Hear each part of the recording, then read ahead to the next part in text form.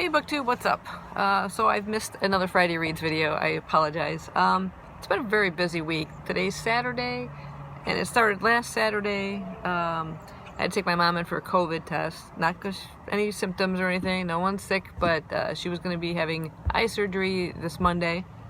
And of course, before any kind of surgery or anything like that these days, had to go for a test. So everything came out fine. She had her eye surgery on Monday to put a stent in her left eye. She already has a stent in her right eye because of glaucoma pressure. And everything went really great. So her pressure had been up to 30 in that one eye, and now it's down to 17. So we found that out on our follow-up visit on Tuesday. So that was my mom's side. And then last Saturday, Skippy had a problem. I'll show some pictures down below, but she has this kind of growth between her toes on her left front paw, and we had it surgically tended to about a year ago, almost to the day, and it started bleeding again on Saturday, and I took her in, and they had to kind of clean it up and wrap it up and everything. And when we went back for her follow-up on Tuesday, wasn't quite as good results. It's still kind of bleeding, and the vet used some silver nitrate to kind of staunch the bleeding, and this time left it unbandaged. Show more photos down below. If you're squeamish, don't look.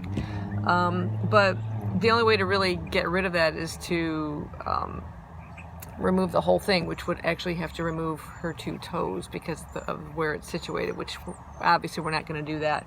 And if it's bad that it just keeps bleeding, we may have to repeat the surgery from a year ago where they kind of did what they call like a scoop. They kind of scooped out as much as they could. But again, there's the worry about anesthesia and everything. So we're kind of just playing it day by day. Right now, it's been a week since they had kind of cleaned it up and taken care of it and everything, and it seems to be drying up pretty good. Just letting it kind of breathe in the open air, and just trying to keep it clean, make sure no infection gets in there. So she's not bothered by it at all. So she's not in any pain. It's on the top of her paw rather than on the bottom, thank God, so she can still walk. So there's been all that kind of chaos, not to mention car issues, trying to keep my parents' cars running in the midst of this. You know, I'm the only driver, it seems like. Mom can't drive because of her eye surgery, and my dad's not here anymore, so the cars aren't getting run enough. I don't know if you guys are having problems with that. You know, cars sitting for long periods of time, batteries just don't like that. So anyway, I haven't had a whole bunch of reading done. I am trying to finish up Chintu because the Goodreads Chintu Summer Read Along basically ended yesterday, and there's a live discussion on Brown Girl Readings channel, that's Dee Dee's channel, today, and unfortunately I won't be able to participate in that because I have to go into work in just a few minutes. So anyway, I'm really enjoying it. I'm just minutes away, I'd say, probably from finishing that book. I'm continuing to read Pandemic as soon as that is finished. Like I said, I kind of made that a priority to finish that one off. So I'm going to finish off Chintu first, then go on to Pandemic. I did kind of pick up a graphic novel at work the other day, just out of curiosity. I just stumbled across it. It intrigued me with the artwork and everything. And it's actually rated Teen Plus. And this is Rosalind by Stefan Frank. It's a kind of tall, skinny little one. And it just intrigued me, the cover and everything. I saw the back, it said Adventure Gothic Horror. So right away, that, you know, right up my alley. And the artwork is just very, very stark, just black and white throughout the whole thing, and there's not a whole lot of text. A little creepy. But let's show you a few more pages.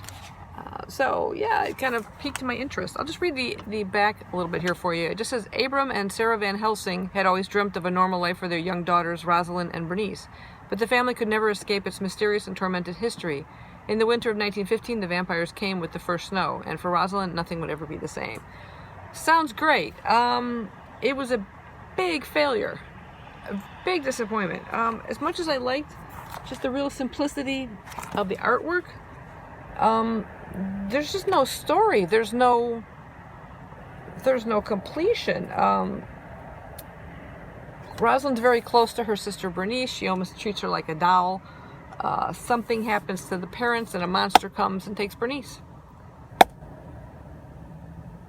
And you're kind of left like that. I mean, there's no resolution to the story. There's there's some intrigue, you know, you think it's going to go somewhere, and then it ended. And it doesn't say volume 1. It doesn't say it's a continuing story of any case. There's just no resolution to the story. It was a big, huge disappointment. So if anybody has read this or know anything about it, let me know. I have not had a chance to look into seeing if there's any continuation to it. There's no indication of it. So if anybody who just picked this up like myself would know to look for, you know, anymore, they'd be like, what the heck? So, yeah, give that one a miss. Anyway, I'm just going to drop it back off at work. It literally just read it in about an hour, not even, last night, so just before bed. Anyway, I gotta go into work now, so I will upload this as soon as possible. How do you guys like one of my new masks? Doctor Who mask, of course. It says wibbly wobbly, timey wimey. It's just something the 10th Doctor said. Anyway, okay, I will see you guys later. I'm off to work. Take care, be safe.